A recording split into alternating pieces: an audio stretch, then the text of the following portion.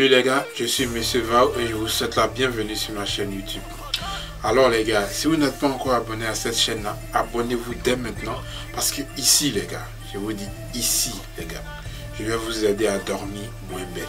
Vilain, barbu, fort, féroce, depuis quelque temps mon art vous déloge. Tu ne trouves pas de réponse à ta vie, oh, que diras-tu si la mort t'interroge? Venu au monde sur les bras, des menottes pour battre, des records et braquer mon époque. N'appelles-tu pas nos yeux au luxe de tes manchets? Sinon on est là, on va faire ton précoce, on va parasite, ton condamné à faire ça dans le... Alors je constate dans vos commentaires que mon thème dormir moins bête dérange certains.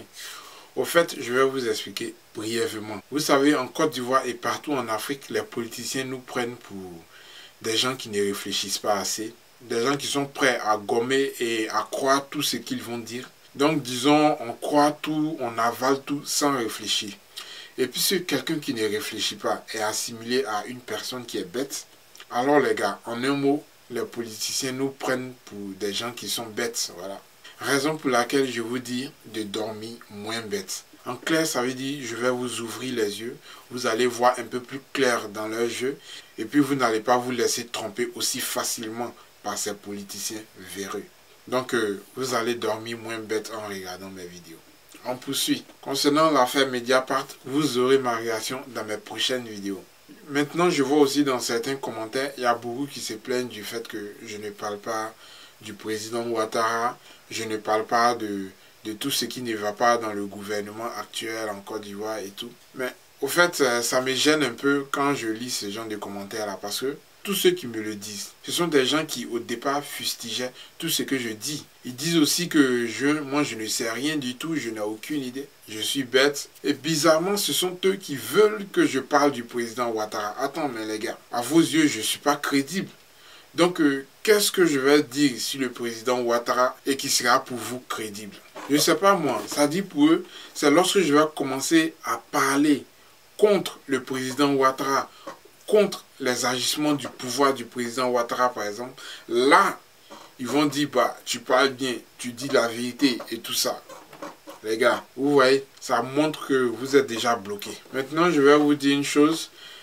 Moi, on ne me dit pas ce que je dois dire. Si je pense que c'est le moment de parler de certains agissements ou bien certaines choses qui ne vont pas dans le pouvoir du président Ouattara, je vais en parler et vous allez voir mes vidéos. Mais si je pense que je n'ai pas assez d'éléments pour pouvoir en parler et être convaincant, je n'en parle pas. Donc les gars, on ne me dit pas ce que je dois dire. Ce n'est pas lorsque vous allez dire bah, parle du président Ouattara, parle du président Ouattara que moi je vais parler.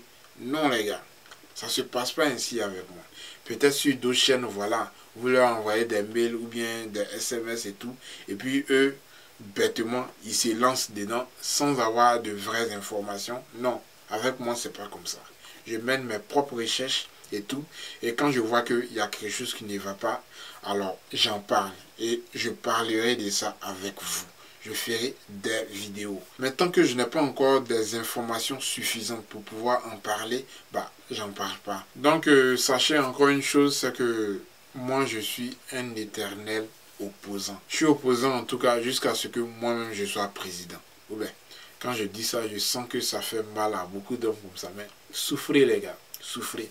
C'est ça la politique. Ok, on vient maintenant au sujet du jour. J'ai beaucoup bavardé. On va parler maintenant de Mangou Philippe. Allons-y. Vilain, barbu, fort, féroce, depuis quelque temps mon art vous déloge. Tu ne trouves pas de réponse à ta vie, oh, que diras-tu si la mort t'interroge? Venu au monde sur les bras, des menottes pour battre, des records et braquer mon époque. N'appelles-tu pas nos yeux au luxe de tes manchets? Sinon on est là, on va faire ton précoce, on va parasite, ton condamné à faire ça dans le... Voilà les gars, j'ai passé en revue toutes les vidéos sur les interrogatoires de Mangou Philippe, à la CPI bien sûr. Et puis... ça a éveillé mes soupçons sur plusieurs points et franchement, ça m'a fait comprendre beaucoup de choses. Vous savez, tous ceux qui sont passés jusque-là à la CPI pour dire témoignage, machin. C'est le témoignage de Mangou Philippe qui a été le plus déterminant. En tout cas, jusqu'à maintenant. Maintenant, pendant ce procès, vous avez constaté aussi que Mangou Philippe voulait éviter au maximum une auto-incrimination. Même pour finir, il n'a pas pu l'éviter. Et il y a plusieurs choses qui sont sorties de sa propre bouche qu'on peut réunir déjà pour porter plainte contre lui. J'ai revisionné toutes les vidéos et je pense que Mangou Philippe devrait faire l'objet d'une poursuite judiciaire. Les victimes de la crise post-électorale, je dis bien la crise post-électorale, les victimes devraient se constituer comme une association pour pouvoir porter plainte contre lui. Parce que pendant le témoignage, Mangou Philippe nous dit, le 10 décembre 2010, le général Bakayoko, du côté des forces nouvelles, l'appelle pour lui dire les résultats sont tombés et tout ça. Nous tous, nous savons que le président Ouattara a gagné les élections, mais le président Gbagbo s'accroche au pouvoir. Nous devons bien entendu faire une déclaration publique pour dire que c'est le président Ouattara qui a gagné et que le président Gbagbo a perdu. Et quelle a été la réponse de Mangou Philippe? Ouais, on sait tous que Gbagbo a perdu les élections, mais ce n'est pas à nous de faire cette déclaration. Point final. Ok, ce n'était pas à eux de faire cette déclaration, c'est vrai, ce sont des militaires. La grande muette. Mais apparemment, avec son titre de général, pendant la crise post-électorale, Mangou Philippe n'a pas été aussi muet que ça. Même si le président Gbagbo faisait croire à tous ses partisans que c'est lui qui avait gagné les élections. Mangou Philippe, par sa simple démission, pouvait déjà discréditer Gbagbo. Mangou Philippe avait le pouvoir d'arrêter cette guerre qu'on a vécue après les élections. Lorsque Blé Goudé est allé le voir en janvier, pour pouvoir organiser une cérémonie d'hommage aux militaires. Pour rappel, je vais vous passer les déclarations du général Mangou. Suivez. Bien. Je voudrais donc profiter de la présence du ministre Blé Goudé, qui est le président de la jeunesse ivoirienne, qui est venu ici nous apporter le soutien de cette jeunesse, pour m'adresser un peu à un des jeunes aussi, qui, par la force des choses, est devenu aujourd'hui Premier ministre et qui, du haut de son piédestal, nargue tout le monde. Je veux parler de Guillaume Soro. Dans l'interview, Guillaume Soro me dit que je ne suis pas du côté de la vérité, que je suis fils de pasteur. Je le reconnais. Mais je lui dis qu'il n'est pas du côté de la vérité, qu'il a été ancien séminariste, donc il était pratiquement, lui, à deux doigts d'être prêtre, c'est-à-dire homme de Dieu. Il faut que les choses soient claires pour les Ivoiriens. Et je voudrais que les Ivoiriens sachent la vérité. Nous avons été approchés par ce monsieur pour nous demander de mettre l'armée à la disposition de M. Alassane Ouattara, qui, dit-il, venait d'être élu. Nous lui avons dit non. Il nous a envoyé quelqu'un. Certainement, ça doit être un appât de sa part, pour nous dire que nous devons être nommés chef d'état-major. J'ai dit à son émissaire que j'ai fait 6 ans de commandement et que même si aujourd'hui le président Gbagbo venait à me remercier, je retourne tout simplement au village et que je ne souhaitais pas être chef d'état-major de M. Alassane Dramane Ouattara. Si c'est ça qui dit que je ne suis pas dans la vérité, j'ai dit que je ne suis pas dans la vérité. J'ai eu des entretiens avec M. Guillaume Soro. Je lui ai dit que c'est lui qui a conduit le processus. À un moment donné, il a même dit qu'il était arbitre. Et je lui ai tout simplement dit que quand on a conduit le processus, comme il a fait, et quand il s'est dit arbitre, comme il a été, il se doit de dire aux Ivoiriens la vérité. Nous avons tous écouté M. Guillaume Soro. Il nous a toujours dit, à la réunion des généraux, tout comme aux Ivoiriens, que tous les candidats ne devaient se prononcer qu'après que le Conseil constitutionnel ait donné les résultats définitifs. Est-ce ce qui a été fait? Ce n'est pas ce qui a été fait. Nous, des forces de défense et de sécurité, nous avons une mission. Celle de défendre l'intégrité du territoire national en tout temps, en tout lieu, en toutes circonstances, quelles que soient les formes d'agression. Celle de protéger les institutions de la République. L'institution de la République a parlé, nous nous en tenons à ce qu'a dit l'institution de la République. Il faudrait que cela soit clair. J'ai même dit à Guillaume Soro qu'il a été à la tête, et ça au téléphone, des gens qui hier ont tué, ont égorgé certains de nos frères d'armes, ont éventré des femmes enceintes, que trop c'est trop, qu'il est tout jeune et qu'il ne serait pas bien qu'il ait dans sa main le sang des Ivoiriens. Je me rappelle, comme si cela datait d'hier, lors d'une cérémonie organisée par M. le ministre Blé Goudé à l'hôtel Ivoire, prenant la parole, Guillaume Soro a dit, il y a des gens qui appellent à faire la guerre parce qu'ils n'ont pas encore entendu tirer. un seul coup de canon. Alors pourquoi lui aujourd'hui, il appelle tous ces pays du monde à venir tuer les Ivoiriens, à tuer les Ivoiriens, alors qu'il n'y a même pas de cela longtemps qu'il a présenté ses excuses aux Ivoiriens. Les Ivoiriens, je le lui ai dit, ont commencé dès cet instant à le porter dans son cœur. Malheureusement, c'est lui qui appelle à la guerre, c'est lui qui appelle les forces étrangères à venir tuer les Ivoiriens qui veulent commander demain. Et nous disons, trop c'est trop, il faudrait qu'il arrête. Il faudrait qu'il arrête tout cela. Il faudrait qu'il puisse comprendre cela. Si le lui dire, il pense que c'est faire preuve, c'est insulter Alassane Dramane Ouattara, alors je dis qu'il est en train de faire une fausse route. Il est en train de faire une fausse route. Et les chrétiens, tout comme moi, notre Dieu, c'est un Dieu de justice. C'est un Dieu de justice. Il faut qu'il se le dise. Il est certes bon, mais lent à la colère. Et tout ce qui se passe, se fait sur cette terre, tôt ou tard, on finit par le payer. Il faudra qu'il le sache. Et surtout, qu'il sache qu'en appelant les gens à venir tuer les Ivoiriens, qu'il n'est pas immortel, qu'un jour, lui également, il partira. Et en ce moment, tous deux, nous aurons des comptes à rendre devant notre Seigneur. Qu'il sache rester humble. Il a été Premier ministre. Nous avons respecté ses fonctions. Qu'il ait un minimum d'égards pour les Ivoiriens. Qu'il ait un minimum d'égards pour l'armée nationale. Et qu'il se garde de dire et de faire certaines choses. Aujourd'hui, ce même Guillaume Soro veut que nous mettions l'armée nationale à sa disposition. N'est-ce pas lui qui l'a combattu hier? N'est-ce pas lui qui a tué les éléments des forces de défense et de sécurité? N'est-ce pas lui qui a fait aligner des frères pour les égorger avec leurs familles et leurs enfants? Ils crient haro sur tous les toits. Ils sont à la recherche des charniers. Mais je crois qu'aujourd'hui, si la vérité doit éclater, les charniers, on ne les trouvera pas ici, mais on va les trouver ailleurs, peut-être en zone CNO. Mais pour nous, en ce qui nous concerne, nous sommes prêts pour le combat de la souveraineté, pour le combat des institutions de la République. Rien ne nous fait peur. Et comme il veut que nous mettions en avant notre Seigneur, alors nous lui disons que pour nous, Christ est notre vie, la mort pour nous n'est qu'un gain. Nous sommes prêts, nous l'attendons. Alors là, c'est pas fini. Maintenant, le jour de la cérémonie, voici encore ce que déclare Mangou Philippe.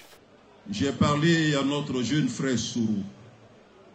Je le lui ai dit, je le répète et je le lui dis encore. Cela semble ne pas rentrer dans ses oreilles. Alors nous disons, si nous ne sommes pas entendus, et qu'on veut nous imposer la guerre, nous la ferons.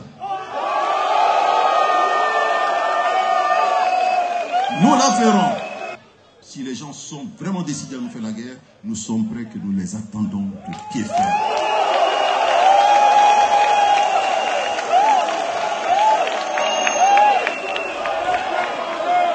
Et cela, nous sommes prêts pour cela. Alors les gars, avec tout ça, comment Gbagbo lui-même ne peut pas être confiant? Comment les jeunes ne peuvent pas être eux aussi confiants? Comment Blé Goudé lui-même aussi ne peut pas être confiant? Gbagbo savait que la communauté internationale l'avait lâché. Il pouvait compter sur ses partisans, pas le peuple entier, hein, voilà. Ses partisans, il faut bien préciser. Il pouvait compter sur ses partisans qui pouvaient assimiler au peuple. C'est la politique, donc bien sûr, ils vont jouer avec tout ça en disant c'est le peuple. Mais en réalité, ce sont ses partisans. Donc Gbagbo comptait sur ses partisans qui va assimiler au peuple ivoirien et ensuite à l'armée. Mais si l'armée faisait défection, par exemple, si Mangou Philippe rendait sa démission, Mangou Philippe avait peur d'être assassiné s'il donnait sa démission. Ok, mais il pouvait aussi se rendre à une ambassade et directement dire qu'il demande l'asile là-bas. Les gars, je vous jure que ça allait jeter le doute au niveau des partisans de Gbagbo lui-même. Certains allaient commencer à douter. Certains n'allaient pas donner leur vie pour des résultats qui sont douteux. Donc en clair, Mangou Philippe faisait partie de toute cette troupe qui était autour de Gbagbo et qui l'a conduit en erreur. Mangou Philippe a juste joué un jeu avec le président Gbagbo. Et pour comprendre le jeu dont il était lui-même l'acteur, il faut suivre sa déclaration lorsque Blé Goudé allait le voir pour dire on va faire une cérémonie d'hommage aux militaires. Vous avez vu comment il a réagi là, avec fermeté. Tu l'entends parler même, mais tu es confiant. Donc suivez d'abord cette partie de son témoignage où il allait rendre visite au président le 9 avril là. C'est-à-dire pendant qu'on tentait toujours de faire sortir le président Gbagbo de sa résidence. Quand je suis sorti, il y a une journaliste de la radio Côte d'Ivoire qui est venue vers moi et j'ai vu le monde, tout ce qui était dans la cour, venir. Donc tout le monde s'est attroupé. Je ne me suis pas laissé prendre, donc j'ai fait une déclaration. J'ai dit, elle m'a demandé si j'étais venu pour reprendre le combat. J'ai dit oui. Nous sommes venus pour reprendre le combat où nous l'avons laissé. Et M. Cadet Bertin, qui était là, m'a dit, mon général, bon, allez-y, allez-y, on vous envoie la presse, faites une déclaration. Donc, j'embarque dans le véhicule, on ressort, j'arrive à ma résidence, la presse est là, entouré des officiers, Kounan, Vagba, Dobo et autres. Je fais effectivement la déclaration. Je fustige même le comportement de ceux qui sont au Golfe. Je fustige le comportement de nos frères qui y sont. Donc, ils étaient vraiment rassurés que j'ai fait la bonne déclaration. Et quand on a fini, ma chance, c'est que le service presse qui est arrivé, c'était le service presse des armées conduit par le colonel Abina. Donc après ça, j'ai appelé Abina de côté pour lui dire, mon colonel, je t'en prie, ne fais pas passer cette déclaration. Ne fais pas passer cette déclaration. Dieu, sachant faire les choses, Abina a suivi mes instructions et cette déclaration n'est jamais passée à la RTI. Donc vous voyez, c'est exactement le même comportement qu'il a eu devant les caméras lorsqu'il était avec Blé Goudé. C'est certainement de la même manière qu'il agissait lorsqu'il était en compagnie du président Gbagbo. Au lieu de dire au président de démissionner, le simple fait que Mangou Philippe quitte la tête de l'armée là, ça l'a franchement dit beaucoup. Sachez que je ne dis pas que Gbagbo n'est pas fautif. Voilà, c'est un grand garçon quand même, vous aussi. Mais je suis en train de parler plutôt du rôle du général Mangou dans cette crise post-électorale. Franchement, son simple geste pouvait sauver des vies. Et exactement comme le président du Conseil constitutionnel, là, il s'appelait Yaoundé, là, voilà. Lui aussi, il doit faire l'objet de poursuites judiciaires. Parce que je ne sais pas pourquoi on peut laisser ces gens-là qui, par leur faute, des Ivoiriens sont morts gratuitement. Même pas des Ivoiriens, des étrangers aussi. Parce que pendant cette crise-là, tu dis tu es burkinabé, mais tu es mort. Tu dis tu es malien, mais tu es mort. Pendant la crise post-électorale, où c'était chaud, tu es Ivoirien même. Tu vas dans un autre quartier. Si les jeunes de ce quartier-là ne te reconnaissent pas un peu, ils te voient bizarre, ils vont te prendre pour un rebelle. Ils vont mettre pneus sur toi, ils vont te brûler. Et il y a beaucoup d'Ivoiriens qui sont morts comme ça. Raison pour laquelle ils sont en train de juger Blé Goudé aussi. Pour ses propos qu'il a eu en disant aux jeunes, si vous voyez un jeune qui n'est pas de votre quartier et tout ça, il a un look un peu louche, machin, arrêtez-le, envoyez-le à la police ou bien questionnez-le et tout ça. Des bêtises comme ça. Donc avec l'esprit de groupe là, vous voyez, il y a eu des dérapages et il y a plusieurs Ivoiriens qui sont morts comme ça. Beaucoup d'étrangers aussi sont morts comme ça. Voilà. Raison pour laquelle Blé Goudé aussi a la haine. Donc ce Yaoundé là, lui aussi, il doit faire l'objet d'une poursuite judiciaire. On ne doit rien laisser passer les gars. C'est parce qu'on laisse tout le temps ces choses comme ça passer que n'importe quel politicien va venir, il va se foutre de nous et il va venir après pour dire c'est pas moi, c'est le diable. Mais attends, allô quoi. Vilain, barbu, fort, féroce, depuis quelque temps mon art vous déloge d'une ne trouves pas de réponse à ta vie. Que duras-tu si la mort t'interroge? Venu au monde sur les bras, des menottes pour battre des records et braquer mon époque. N'habitues pas nos yeux au luxe de tes manchettes. Sinon on est là, on va faire ton pécor. Pas parasite, donc condamné à faire ça dans le dos du gouvernement.